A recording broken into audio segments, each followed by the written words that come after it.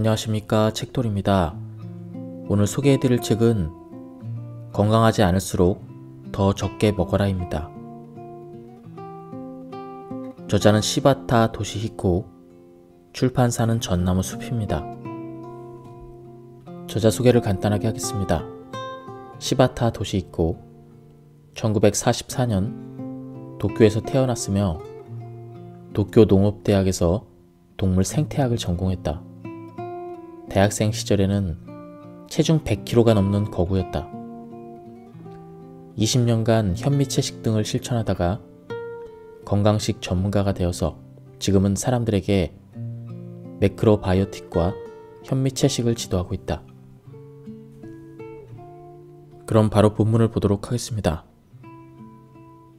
사람들은 평소보다 덜 먹으면 불안해한다. 살이 빠지면 병이라도 있나 걱정한다.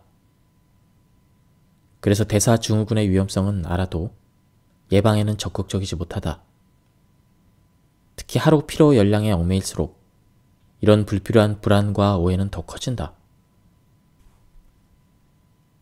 성인 남성은 하루에 2500칼로리, 여성은 2000칼로리를 섭취해야 건강을 유지할 수 있다고 하는데 나는 400에서 500칼로리까지 섭취 열량을 줄여봤다. 내가 하루에 500칼로리만 섭취하자고 하자 어느 운동 생리학자는 줄어든 체지방 대신 근육과 뼈가 체력 유지에 소모돼서 석 달 후면 사망할 것이라고 경고했다. 그러나 한참이나 지난 지금도 나는 살아있다. 게다가 예전보다 훨씬 더 건강하다. 먹는 양을 단계적으로 줄여나갔기 때문이다. 단계적인 감량을 시작한 데는 이처럼 먹는 것에 대한 근원적인 의미를 찾고자 하는 욕구도 있었다. 적게 먹어서 건강을 해치지 않았는지 알아보려고 의료기관을 찾으면 의사는 내 식단에 단백질과 미네랄이 부족하고 위험하다고 핀잔을 놓았다. 그러나 건강검진 결과에서는 아무 이상도 발견되지 않았다. 오히려 적게 먹어도, 아주 조금만 먹어도 점점 더 건강해졌다. 현미채식을 해도 낫지 않았던 증상들이 개선되었고 평소 나를 괴롭히던 무릎과 허리의 통증이 사라졌으며 오랫동안 알아온 신장과 방광 쪽에 불쾌 증상들이 깨끗이 나았다. 마음은 평온해지고 체질은 더 강해졌다. 몸은 말랐지만 허약해지지 않았다. 그러기는커녕 온몸에 세포가 기지개를 켜듯 기운이 솟았다. 지적인 쾌감마저 느껴졌다. 사는 게 즐거웠다. 이 책은 굶어서 살을 빼는 단순 무제한 방법의 다이어트 책이 아니다. 각자 타고난 몸의 성질과 생활 환경이 다른 점을 고려해서 자신에게 맞는 감량 방법과 건강을 찾을 수 있도록 꾸몄다. 이 책을 읽고 여러분도 적게 먹거나 아주 조금만 먹고 살아보라. 그래도 하루 열량이라는 고정관념에서 벗어나기 힘들다면 머리로만 생각하지 말고 몸으로도 느껴보라. 몸과 마음에 나타난 변화를 오감으로 확인하면서 차근차근 단계적 감량을 행동으로 옮기면 된다. 그러면 영양이 고루 담긴 저칼로리 식사가 몸의 잠재 능력을 깨울 것이다. 그 이미 심신의 유약한 부분을 치유할 것이며 강인해진 몸이 더없이 위대하니 매사에 자신감과 의욕이 생길 것이다. 칼로리 조절을 하는 사람들은 반단식을 했더니 새까만 숙변이 나오고 피부가 매끈해졌다는 이야기를 자주 한다.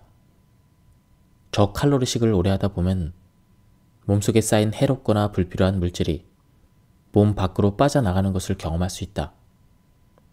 적게 먹으니 소화에 쓰이는 에너지가 남아서 몸속까지 깨끗하게 청소해주기 때문이다. 습진이나 불쾌 증상은 몸에서 약한 부위에 생긴다. 몸의 약점이 그런 증상들을 통해 드러나는 것이다. 호전 반응 특징 중 하나가 병원에서 검사를 해도 명확한 원인이 드러나지 않는 것이다. 그 상태를 극복하고 나면 지긋지긋했던 편두통이 거짓말처럼 말끔히 사라진다. 머리 어딘가에 깊숙이 박혀있던 독소가 밖으로 빠져나간 게 아닐까 싶을 정도이다. 이처럼 호전 반응은 원인이 물러날 때 불쾌감이 따르지만 그 원인이 다 사라지고 나면 체질이 좋아진다. 이런 과정을 이해하지 못하고 당장 눈앞의 증상만 걱정해서 현미 채식을 그만두는 사람도 있다. 호전 반응은 잠깐 나타났다가 일정 시간이 지나면 반드시 없어진다는 사실을 기억해두자. 다음은 저자가 어느 대학 교수님과 대화한 내용입니다. 제가 하루에 500칼로리만 섭취하고도 건강하게 생활하는 것을 영양학의 관점에서 설명할 수 있나요? 최근 의학계에서는 인간에게 절약 유전자라는 것이 있다고 말합니다. 실제로 소량의 열량으로도 활기차게 생활하는 사람들이 있거든요. 특히 일본인들은 무려 약 40%가 유전적으로 기근에 잘 견딘다고 합니다.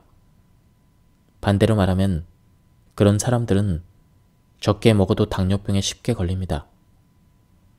일본인과 마찬가지로 절약 유전자를 가진 피마 인디언들에게서 당뇨병 환자가 많은 것은 이 때문입니다. 절약 유전자가 있으면 먹고 마시는 음식물을 효과적으로 몸에 저장하고 지속적으로 이용할 수 있기 때문에 열량을 적게 섭취해도 살 수 있습니다. 민족의 기원이나 역사, 환경을 고려할 때 일본은 섬나라라는 특별한 상황이 원인으로 작용한 것 같습니다.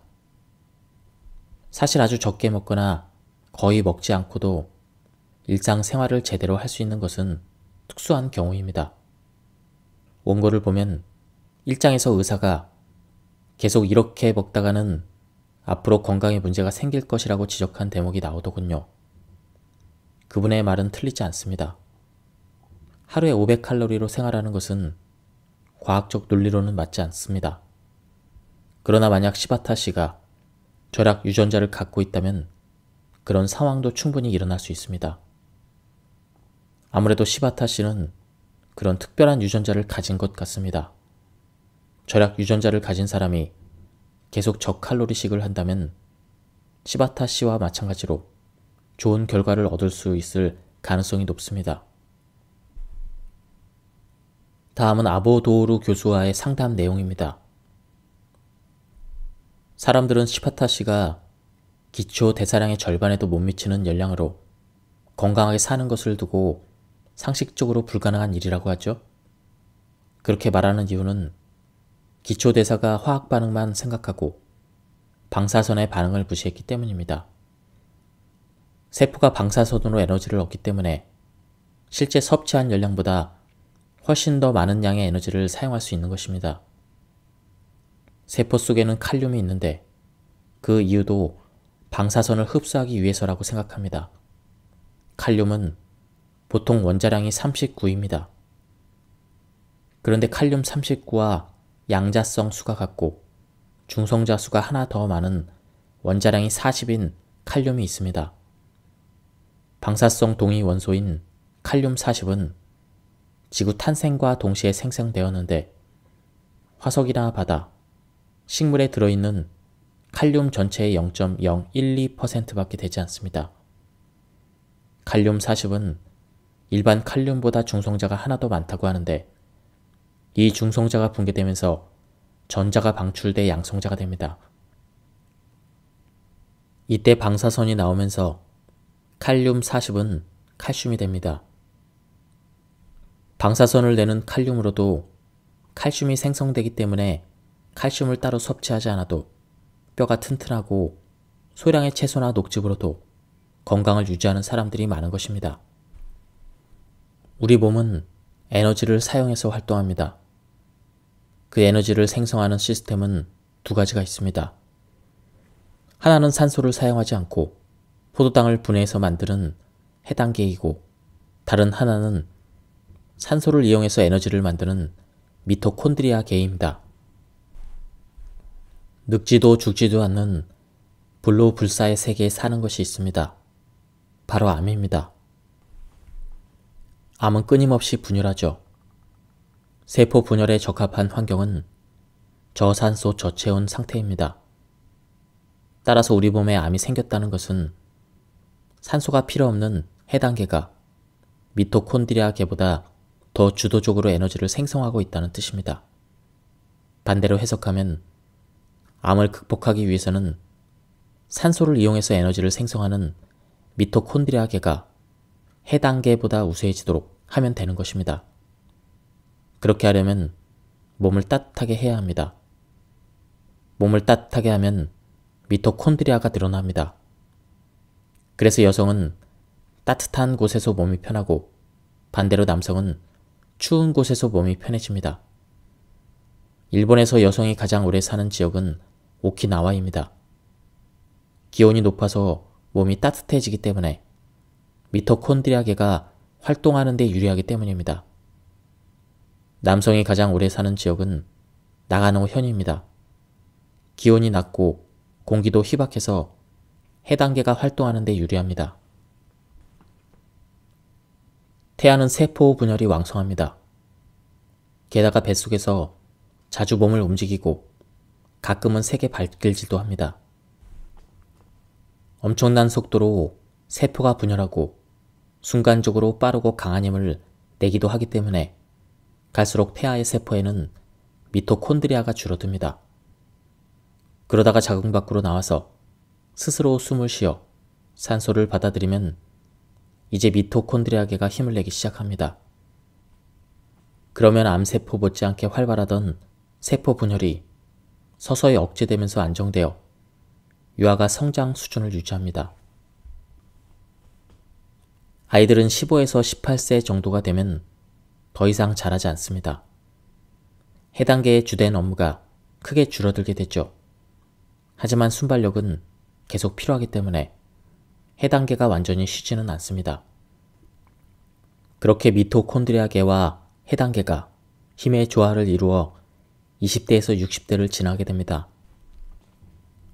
그런데 그 기간에 너무 많이 먹으면 영양분이 계속 해당계로 들어가게 되고 일과 스트레스로 몸과 마음을 혹사시키면 저산소, 저체온 상태가 되어 그동안 몸이 잊고 있던 세포 분열이 다시 시작됩니다.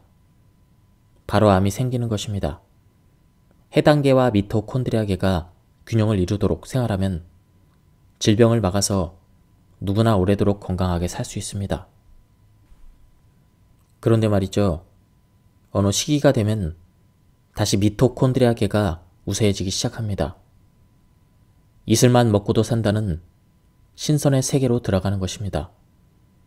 대개 80대나 90대 이후부터는 조금만 먹고도 살 수 있게 됩니다. 먹은 것 이상의 에너지를 방사선으로 얻기 때문이죠. 실제로 현미채식을 하는 사람은 우리가 생각하는 것보다 그렇게 오래 살지 않았습니다. 시바타 씨도 말했지만 자기 중심적인 생각이나 좁은 소견만 고집하지 말고 환경이나 자극에 적응할 수 있는 유연성과 임기응변력을 갖춰야 합니다. 너무 엄격하게 자신을 통제하면 몸이 아무리 신호를 보내도 알아채지 못하고 그저 앞만 보고 달리게 됩니다. 심각한 상태가 돼야 겨우 멈추지만 몸은 이미 적응력을 잃은 상태라 돌이킬 수 없는 경우도 많습니다. 현미채식을 하는 사람은 80대까지 산다고 해도 아마 성에 차지 않을 것입니다. 90이나 100세까지 살아야 현미채식을 한 의미가 있지 않겠어요? 아이러니하게도 식사법이나 건강법을 고안한 사람들이 장수하는 경우는 드뭅니다. 요가 선생님들도 늘 자세를 꼿꼿하게 하고 몸에 탄력이 있는 건 아닙니다. 폭삭 늙은 모습으로 돌아가시는 분도 아주 많습니다. 건강을 바라보는 시야가 좁으면 위험합니다. 시바타 씨처럼 자신의 몸을 조건이나 환경에 맞춰가며 잘 조절해 가야 오래도록 활기차게 살 수 있습니다. 스트레스가 많은 직업을 가진 사람도 주의해야 한다. 스트레스는 음식에 대한 기호에도 영향을 미친다. 특정 음식에 지나치게 집착하는 현상을 두고 몸에 부족한 영양소를 보충하기 위한 자연스러운 욕구라고 설명하는데 과연 그럴까? 요즘 같은 식생활에서 하루에도 몇 번씩 식탐이 엄습할 정도로 영양이 부족한 경우는 드물다. 그보다는 먹는 것을 통해 일상적으로 일어나는 감정과 기분의 불균형을 바로 잡으려는 보상 행위로 보는 편이 더 적절하다. 이유 없는 폭식은 없다. 먹기 전에 심리 상태를 떠올려보자. 그럴 만한 이유가 분명히 있을 것이다. 체질적으로 교감신경이 우세한 사람은 더 조심해야 한다. 감정이나 행동이 교감신경을 자극하는 방향으로 내달리면 그 불균형을 해소하려고 부교감신경을 활성화하는 음식을 찾게 된다. 그것이 지나치면 이번에는 교감신경을 활성화하는 음식이 간절해진다. 교감신경이 항진되었거나 그럴 염려가 있을 때는 양성식품을 자제하고 부교감신경이 항진되었거나 그럴 염려가 있을 때는 음성식품을 자제한다. 이 방법으로 자율신경의 균형과 조화를 되찾으면 병을 부르는 무모한 식탐은 저절로 누그러들 것이다. 나중에 자세히 설명하겠지만 단계적인 칼로리 감량도 체질을 주경으로 만드는 데 도움이 된다. 단지 조금 먹는 것이 아니다. 영양을 고루 갖춘 저칼로리 식사를 하는 것이다. 백미에는 쌀겨층과 배아 부분이 없기 때문에 현미에 비해서 비타민과 미네랄이 매우 적다. 백미를 주식으로 먹을 때 과식하기 쉬운 이유도 밥에 부족한 영양분을 반찬을 통해서 채우려 하기 때문이다. 현미밥은 영양이 고루 들어있어서 성질도 양성이나 음성으로 치우치지 않기 때문에 반찬의 가짓수가 적어도 만족스럽다. 요즘 잡곡이 몸에 좋다고 해서 많이들 먹지만 체질적으로 잘 맞지 않는 사람이 있다. 현미도 그런 경우가 있지만 단순히 식감이 거칠어 먹기 어려울 때는 납작보리를 20% 정도 섞어 먹으면 쉽게 먹을 수가 있다. 현미는 백미보다 영양이 풍부하지만 소화가 잘 되지 않는 단점이 있다. 그래서 한 입에 30에서 50회 정도 잘 씹어서 먹어야 한다. 곱게 으깬 현미를 소화 효소가 들어있는 침과 충분히 섞은 다음 삼키면 위나 장 같은 소화기관의 부담이 줄어든다. 꼭 오래 씹으면 부교감 신경이 우세해져서 면역력이 높아지고 턱을 많이 움직이기 때문에 그 자극으로 뇌가 활성화되는 효과가 있다. 현미식에 처음 도전한다면 현미 카레 라이스나 잔멸치 현미 볶음밥부터 맛보는 게 좋다. 현미밥을 평소보다 10에서 15% 정도 되게 지어서 카레 라이스나 볶음밥으로 만들면 현미를 맛있게 먹을 수가 있다. 고들고들한 현미밥을 잘 씹어 먹으면 침이 많이 나오고 부교감 신경이 활성화돼서 긴장이 누그러들고 기분이 편해진다.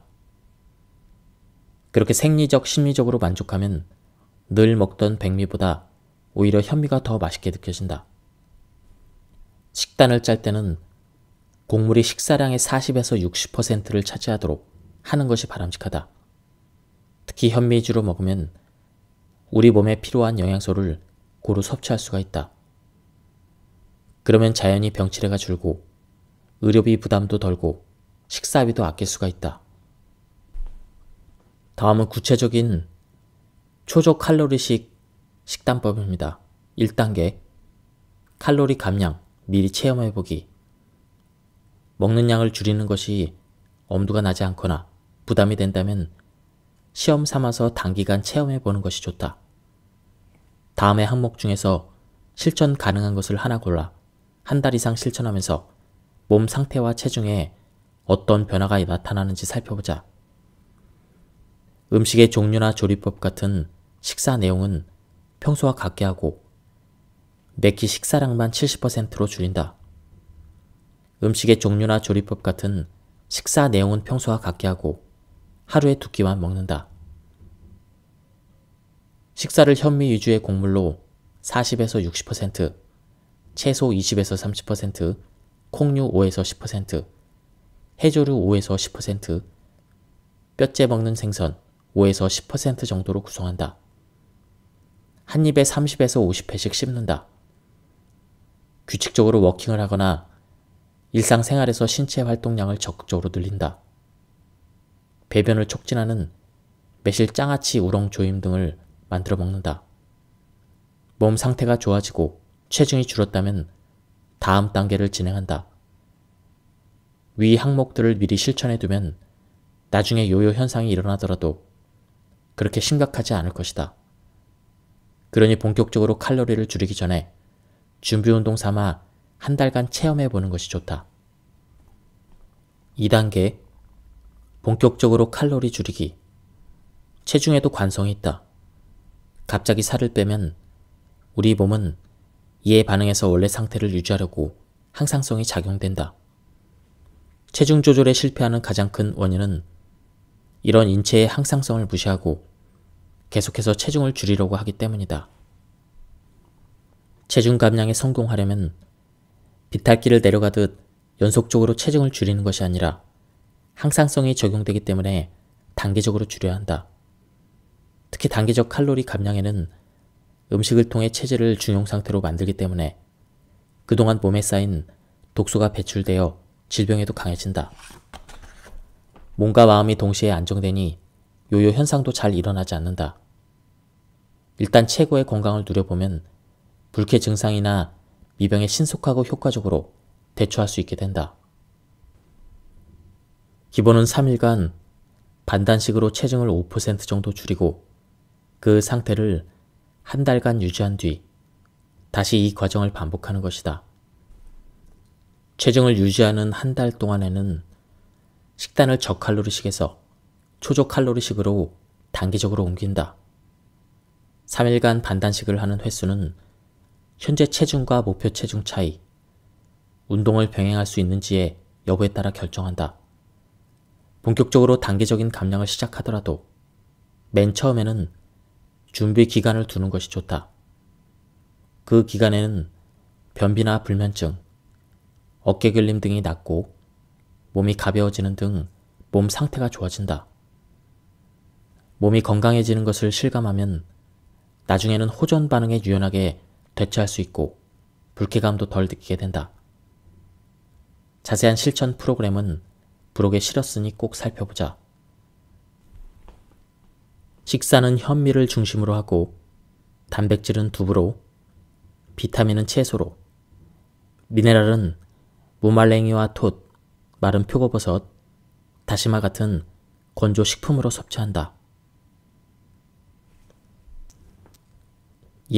지금까지 이 책에 대한 리뷰를 모두 마쳤습니다. 제가 시간 관계상 책 전체를 읽어드리진 못했습니다. 그리고 발췌 요약해서 읽어드렸기 때문에 맥락이 많이 끊겼습니다. 한번 책을 구해서 읽어보실 것을 추천드립니다. 여기서 리뷰를 마치도록 하겠습니다. 감사합니다. 안녕하십니까, 책돌입니다. 오늘 소개해드릴 책은 건강하지 않을수록 더 적게 먹어라입니다. 저자는 시바타 도시히코, 출판사는 전나무 숲입니다. 저자 소개를 간단하게 하겠습니다. 시바타 도시히코, 1944년 도쿄에서 태어났으며 도쿄 농업대학에서 동물 생태학을 전공했다. 대학생 시절에는 체중 100kg가 넘는 거구였다. 20년간 현미채식 등을 실천하다가 건강식 전문가가 되어서 지금은 사람들에게 매크로바이오틱과 현미채식을 지도하고 있다. 그럼 바로 본문을 보도록 하겠습니다. 사람들은 평소보다 덜 먹으면 불안해한다. 살이 빠지면 병이라도 있나 걱정한다. 그래서 대사증후군의 위험성은 알아도 예방에는 적극적이지 못하다. 특히 하루 피로 열량에 얽매일수록 이런 불필요한 불안과 오해는 더 커진다. 성인 남성은 하루에 2500칼로리, 여성은 2000칼로리를 섭취해야 건강을 유지할 수 있다고 하는데 나는 400에서 500칼로리까지 섭취 열량을 줄여봤다. 내가 하루에 500칼로리만 섭취하자고 하자 어느 운동 생리학자는 줄어든 체지방 대신 근육과 뼈가 체력 유지에 소모돼서 석 달 후면 사망할 것이라고 경고했다. 그러나 한참이나 지난 지금도 날은 살아있다. 게다가 예전보다 훨씬 더 건강하다. 먹는 양을 단계적으로 줄여 나갔기 때문이다. 단계적인 감량을 시작한 데는 이처럼 먹는 것에 대한 근원적인 의미를 찾고자 하는 욕구도 있었다. 적게 먹어서 건강을 해치지 않았는지 알아보려고 의료기관을 찾으면 의사는 내 식단에 단백질과 미네랄이 부족하고 위험하다고 핀잔을 놓았다. 그러나 건강검진 결과에서는 아무 이상도 발견되지 않았다. 오히려 적게 먹어도, 아주 조금만 먹어도 점점 더 건강해졌다. 현미채식을 해도 낫지 않았던 증상들이 개선되었고 평소 나를 괴롭히던 무릎과 허리의 통증이 사라졌으며 오랫동안 알아온 신장과 방광 쪽에 불쾌 증상들이 깨끗이 나았다. 마음은 평온해지고 체질은 더 강해졌다. 몸은 말랐지만 허약해지지 않았다. 그러기는커녕 온몸에 세포가 기지개를 켜듯 기운이 솟았다. 지적인 쾌감마저 느껴졌다. 사는 게 즐거웠다. 이 책은 굶어서 살을 빼는 단순 무제한 방법의 다이어트 책이 아니다. 각자 타고난 몸의 성질과 생활 환경이 다른 점을 고려해서 자신에게 맞는 감량 방법과 건강을 찾을 수 있도록 꾸몄다. 이 책을 읽고 여러분도 적게 먹거나 아주 조금만 먹고 살아보라. 그래도 하루 열량이라는 고정관념에서 벗어나기 힘들다면 머리로만 생각하지 말고 몸으로도 느껴보라. 몸과 마음에 나타난 변화를 오감으로 확인하면서 차근차근 단계적 감량을 행동으로 옮기면 된다. 그러면 영양이 고루 담긴 저칼로리 식사가 몸의 잠재 능력을 깨울 것이다. 그 이미 심신의 유약한 부분을 치유할 것이며 강인해진 몸이 더없이 위대하니 매사에 자신감과 의욕이 생길 것이다. 칼로리 조절을 하는 사람들은 반단식을 했더니 새까만 숙변이 나오고 피부가 매끈해졌다는 이야기를 자주 한다. 저칼로리식을 오래 하다 보면 몸속에 쌓인 해롭거나 불필요한 물질이 몸 밖으로 빠져나가는 것을 경험할 수 있다. 적게 먹으니 소화에 쓰이는 에너지가 남아서 몸속까지 깨끗하게 청소해주기 때문이다. 습진이나 불쾌 증상은 몸에서 약한 부위에 생긴다. 몸의 약점이 그런 증상들을 통해 드러나는 것이다. 호전 반응 특징 중 하나가 병원에서 검사를 해도 명확한 원인이 드러나지 않는 것이다. 그 상태를 극복하고 나면 지긋지긋했던 편두통이 거짓말처럼 말끔히 사라진다.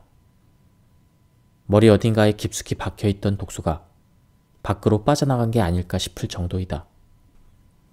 이처럼 호전 반응은 원인이 물러날 때 불쾌감이 따르지만 그 원인이 다 사라지고 나면 체질이 좋아진다. 이런 과정을 이해하지 못하고 당장 눈앞의 증상만 걱정해서 현미채식을 그만두는 사람도 있다. 호전 반응은 잠깐 나타났다가 일정 시간이 지나면 반드시 없어진다는 사실을 기억해두자. 다음은 저자가 어느 대학 교수님과 대화한 내용입니다. 제가 하루에 500칼로리만 섭취하고도 건강하게 생활하는 것을 영양학의 관점에서 설명할 수 있나요? 최근 의학계에서는 인간에게 절약 유전자라는 것이 있다고 말합니다. 실제로 소량의 열량으로도 활기차게 생활하는 사람들이 있거든요. 특히 일본인들은 무려 약 40%가 유전적으로 기근에 잘 견딘다고 합니다. 반대로 말하면 그런 사람들은 적게 먹어도 당뇨병에 쉽게 걸립니다. 일본인과 마찬가지로 절약 유전자를 가진 피마 인디언들에게서 당뇨병 환자가 많은 것은 이 때문입니다. 절약 유전자가 있으면 먹고 마시는 음식물을 효과적으로 몸에 저장하고 지속적으로 이용할 수 있기 때문에 열량을 적게 섭취해도 살 수 있습니다. 민족의 기원이나 역사, 환경을 고려할 때 일본은 섬나라라는 특별한 상황이 원인으로 작용한 것 같습니다. 사실 아주 적게 먹거나 거의 먹지 않고도 일상생활을 제대로 할 수 있는 것은 특수한 경우입니다. 원고를 보면 1장에서 의사가 계속 이렇게 먹다가는 앞으로 건강에 문제가 생길 것이라고 지적한 대목이 나오더군요.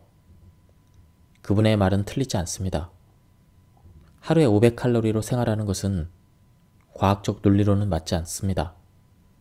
그러나 만약 시바타 씨가 절약 유전자를 갖고 있다면 그런 상황도 충분히 일어날 수 있습니다. 아무래도 시바타 씨는 그런 특별한 유전자를 가진 것 같습니다. 절약 유전자를 가진 사람이 계속 저칼로리식을 한다면 시바타 씨와 마찬가지로 좋은 결과를 얻을 수 있을 가능성이 높습니다. 다음은 아보도오루 교수와의 상담 내용입니다.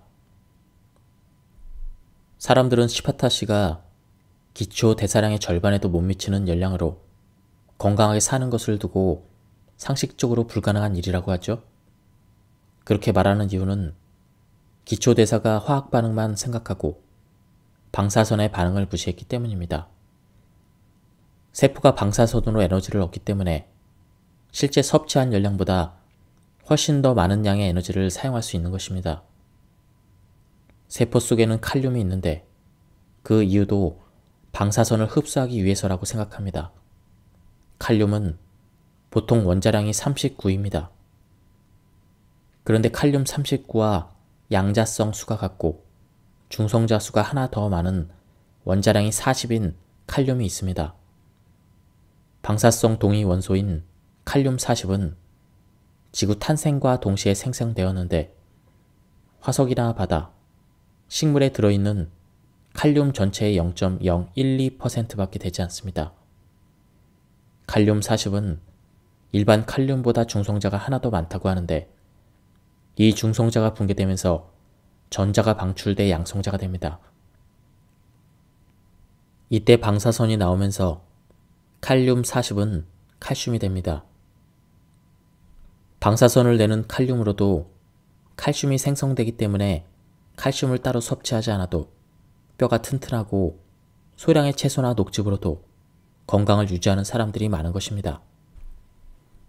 우리 몸은 에너지를 사용해서 활동합니다. 그 에너지를 생성하는 시스템은 두 가지가 있습니다. 하나는 산소를 사용하지 않고 포도당을 분해해서 만드는 해당계이고 다른 하나는 산소를 이용해서 에너지를 만드는 미토콘드리아계입니다. 늙지도 죽지도 않는 불로불사의 세계에 사는 것이 있습니다. 바로 암입니다. 암은 끊임없이 분열하죠. 세포 분열에 적합한 환경은 저산소 저체온 상태입니다. 따라서 우리 몸에 암이 생겼다는 것은 산소가 필요 없는 해당계가 미토콘드리아계보다 더 주도적으로 에너지를 생성하고 있다는 뜻입니다. 반대로 해석하면 암을 극복하기 위해서는 산소를 이용해서 에너지를 생성하는 미토콘드리아계가 해당계보다 우수해지도록 하면 되는 것입니다. 그렇게 하려면 몸을 따뜻하게 해야 합니다. 몸을 따뜻하게 하면 미토콘드리아가 늘어납니다. 그래서 여성은 따뜻한 곳에서 몸이 편하고 반대로 남성은 추운 곳에서 몸이 편해집니다. 일본에서 여성이 가장 오래 사는 지역은 오키나와입니다. 기온이 높아서 몸이 따뜻해지기 때문에 미토콘드리아계가 활동하는 데 유리하기 때문입니다. 남성이 가장 오래 사는 지역은 나가노현입니다. 기온이 낮고 공기도 희박해서 해당계가 활동하는 데 유리합니다. 태아는 세포 분열이 왕성합니다. 게다가 뱃속에서 자주 몸을 움직이고 가끔은 세게 발길질도 합니다. 엄청난 속도로 세포가 분열하고 순간적으로 빠르고 강한 힘을 내기도 하기 때문에 갈수록 태아의 세포에는 미토콘드리아가 줄어듭니다. 그러다가 자궁 밖으로 나와서 스스로 숨을 쉬어 산소를 받아들이면 이제 미토콘드리아계가 힘을 내기 시작합니다. 그러면 암세포 못지않게 활발하던 세포 분열이 서서히 억제되면서 안정되어 유아가 성장 수준을 유지합니다. 아이들은 15에서 18세 정도가 되면 더 이상 자라지 않습니다. 해당계의 주된 업무가 크게 줄어들게 되죠. 하지만 순발력은 계속 필요하기 때문에 해당계가 완전히 쉬지는 않습니다. 그렇게 미토콘드리아계와 해당계가 힘의 조화를 이루어 20대에서 60대를 지나게 됩니다. 그런데 그 기간에 너무 많이 먹으면 영양분이 계속 해당계로 들어가게 되고 일과 스트레스로 몸과 마음을 혹사시키면 저산소, 저체온 상태가 되어 그동안 몸이 잊고 있던 세포 분열이 다시 시작됩니다. 바로 암이 생기는 것입니다. 해당계와 미토콘드리아계가 균형을 이루도록 생활하면 질병을 막아서 누구나 오래도록 건강하게 살 수 있습니다.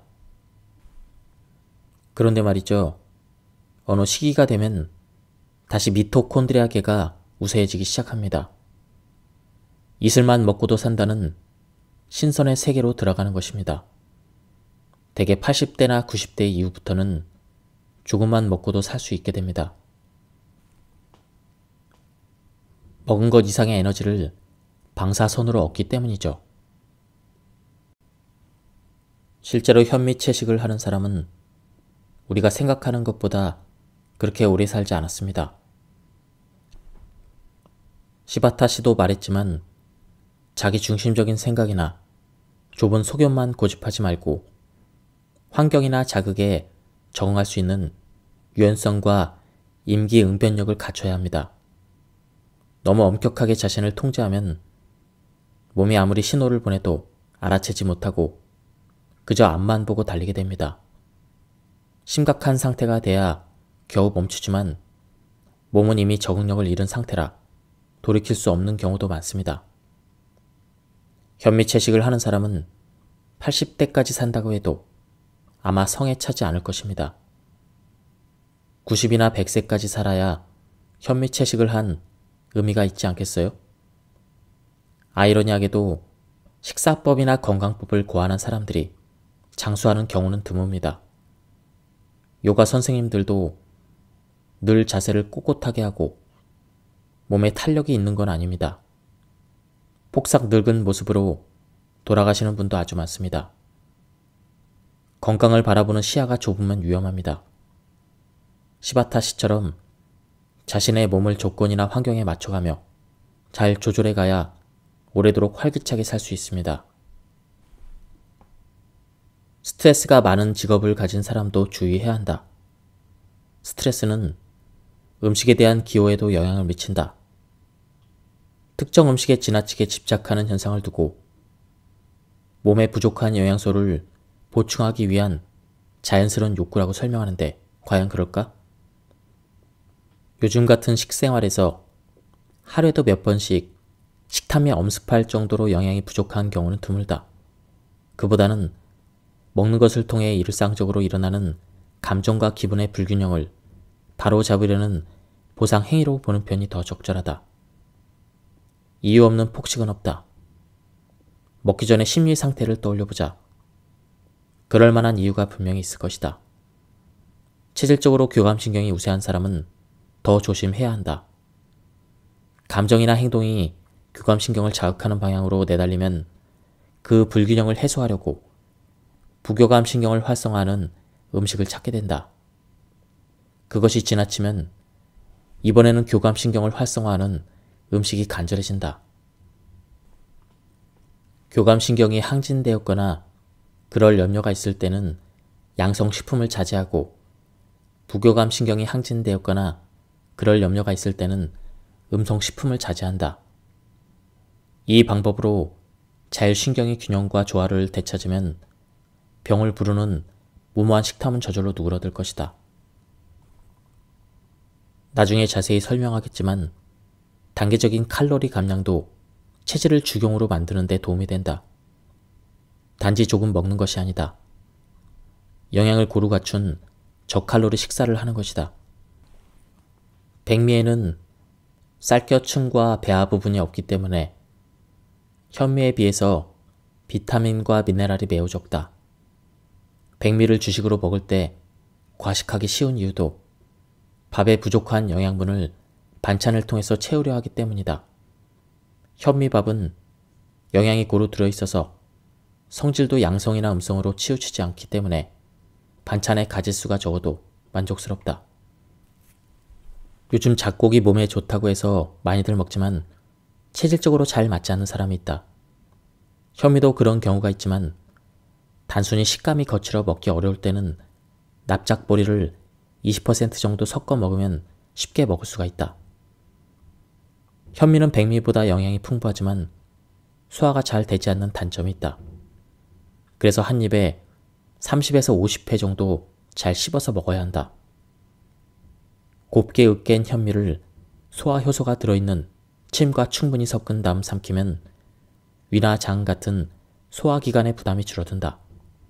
꼭 오래 씹으면 부교감 신경이 우세해져서 면역력이 높아지고 턱을 많이 움직이기 때문에 그 자극으로 뇌가 활성화되는 효과가 있다.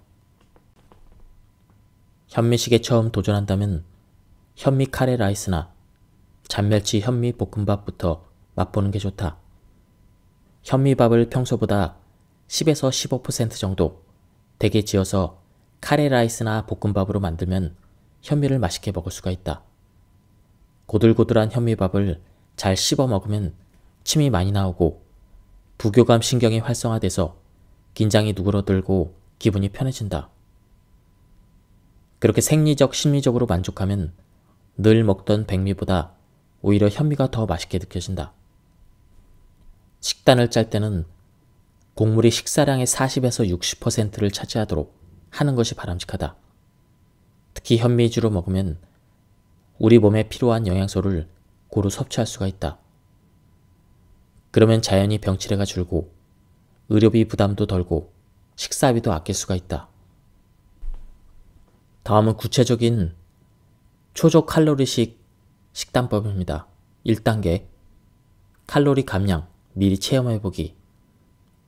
먹는 양을 줄이는 것이 엄두가 나지 않거나 부담이 된다면 시험 삼아서 단기간 체험해보는 것이 좋다. 다음의 항목 중에서 실천 가능한 것을 하나 골라 한 달 이상 실천하면서 몸 상태와 체중에 어떤 변화가 나타나는지 살펴보자. 음식의 종류나 조리법 같은 식사 내용은 평소와 같게 하고 매끼 식사량만 70%로 줄인다. 음식의 종류나 조리법 같은 식사 내용은 평소와 같게 하고 하루에 2끼만 먹는다. 식사를 현미 위주의 곡물로 40에서 60%, 채소 20에서 30%, 콩류 5에서 10%, 해조류 5에서 10%, 뼈째 먹는 생선 5에서 10% 정도로 구성한다. 한 입에 30에서 50회씩 씹는다. 규칙적으로 워킹을 하거나 일상생활에서 신체 활동량을 적극적으로 늘린다. 배변을 촉진하는 매실 장아찌 우렁 조임 등을 만들어 먹는다. 몸 상태가 좋아지고 체중이 줄었다면 다음 단계를 진행한다. 위 항목들을 미리 실천해두면 나중에 요요 현상이 일어나더라도 그렇게 심각하지 않을 것이다. 그러니 본격적으로 칼로리를 줄이기 전에 준비운동 삼아 한 달간 체험해보는 것이 좋다. 2단계 본격적으로 칼로리 줄이기. 체중에도 관성이 있다. 갑자기 살을 빼면 우리 몸은 이에 반응해서 원래 상태를 유지하려고 항상성이 작용된다. 체중 조절에 실패하는 가장 큰 원인은 이런 인체의 항상성을 무시하고 계속해서 체중을 줄이려고 하기 때문이다.